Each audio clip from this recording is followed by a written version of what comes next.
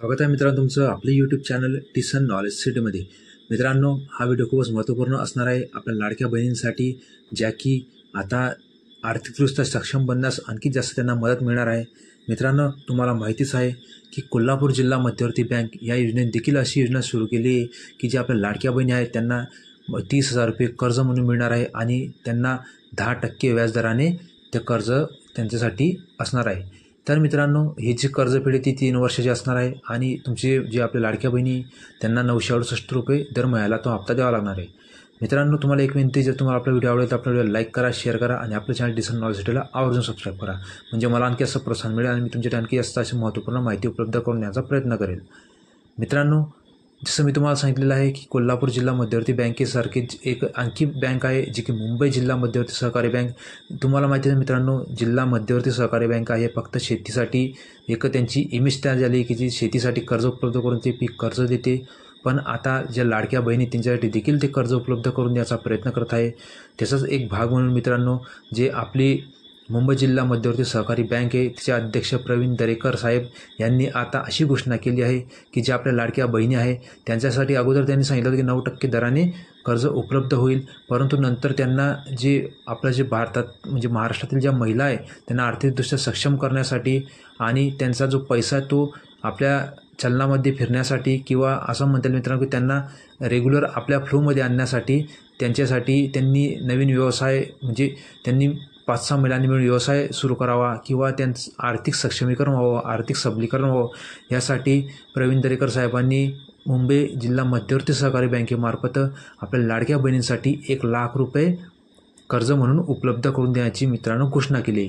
यासाठी मित्रांनो पात्रता एकच की जे आपल्या लाडक्या बहिणी आहे ज्यांना 1500 रुपये मिळतात अशा लाडक्या बहिणींना ही योजनेतून कर्ज मिळणार आहे। आणि मित्रांनो, हे जे 9% अगोदर ठरलं होतं, आता त्यांनी असं सांगितलं की 0% व्याजदराने, म्हणजे फक्त 0% व्याजदर, म्हणजे तुम्हाला मित्रांनो या 1 लाखावर काहीच व्याज लागणार नाही आहे, अशी 0% व्याजदराची ही योजना आहे। मित्रांनो, या योजनेच्या माध्यमातून आपल्या लाडक्या बहिणींसाठी कर्ज उपलब्ध होणार आहे, म्हणजे ते आपला जो कारभार किंवा असं म्हणता येईल व्यवसाय आहे तो ते व्यवस्थितरित्या उभारू शकता, सुरू करू शकता आणि व्यवस्थितरित्या चालू शकता। एक प्रकारे मित्रांनो, लाडक्या बहिणींना आपल्या आर्थिक सक्षमीकरणासाठी, आर्थिक सबलीकरणासाठी ही योजना सुरू करण्यात आली आहे।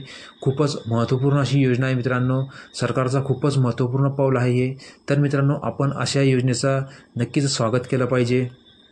या योजनेच्या माध्यमातून आपल्या गरीब ज्या लाडक्या बहिणी आहेत ज्यांना खरोखर पैशाची गरज आहे, ज्यांना खरोखर काहीतरी करायचं आहे, व्यवसाय वगैरे उभारायचा आहे, त्यांच्यासाठी या योजनेचा नक्कीच फायदा होईल। मित्रांनो, कोल्हापूर बँकेने जसं 30,000 रुपयाचं कर्ज उपलब्ध करून दिलं, तसंच मुंबई जिल्हा मध्यवर्ती बँकेने देखील आता आपल्या लाडक्या बहिणीसाठी 1 लाख रुपयाचं कर्ज उपलब्ध करून दिलं आहे। तर मित्रांनो, ग्रुपच्या ग्रुप म्हणजे ज्या महिला 1 लाख रुपयांचं कर्ज मिळणार आहे ते पण मित्रांनो एक आहे की या ठिकाणी तुम्ही जे व्यवसाय करता ते तपासणी देखील करण्यात येईल आणि जे महामंडळाचे अध्यक्ष वगैरे त्यांच्या समोरच ही मीटिंग झाली मित्रांनो, त्यांच्या उपस्थितीत मीटिंग झाली, त्यामध्ये असं त्यांनी स्पष्ट सांगितलं की लाडक्या बहिणींना 1 लाख रुपये कर्ज उपलब्ध करून देण्याची आम्ही सोय करणार आहे, म्हणजे कर्जाच्या स्वरूपात आपल्या लाडक्या बहिणींना 1 लाख रुपये मिळणार आहे आणि तेही 0% व्याजदराने। म्हणजे तुम्हाला व्यवसाय उभारण्यासाठी खूपच चांगली संधी आहे आपल्या लाडक्या बहिणींना। आपल्या लाडक्या बहिणींनी या संधीचा नक्कीच फायदा घ्यावा।